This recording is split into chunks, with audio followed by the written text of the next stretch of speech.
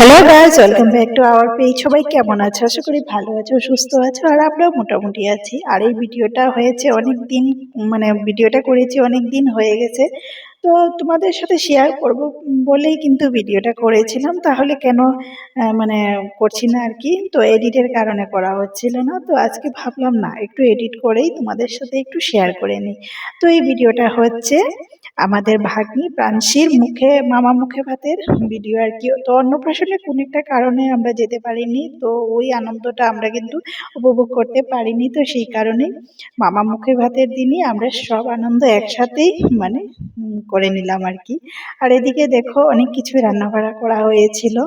প্রথমে পায়েস, তারপরে ভাত, তরকারি, তো শাক, তারপর ডাল, অনেক কিছু করা হয়েছিল।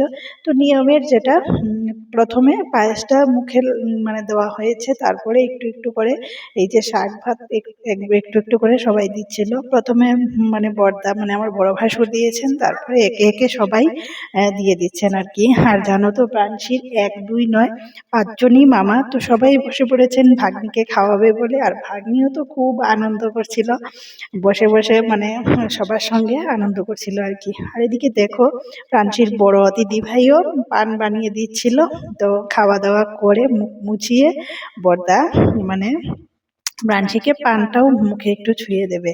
তো রিচুয়াল যা যা মানতে হয় তো সবগুলোই করা হচ্ছিল। তোমাদের সাথে শর্ট করে একটু একটু করেই মানে শেয়ার করলাম আর কি। সেরকম ভাবে তো লম্বা মানে ভিডিও শুট করা যাবে না, তো সেই কারণেই আর কি। তারপরে সবাই মিলে আশীর্বাদ করে নিলাম।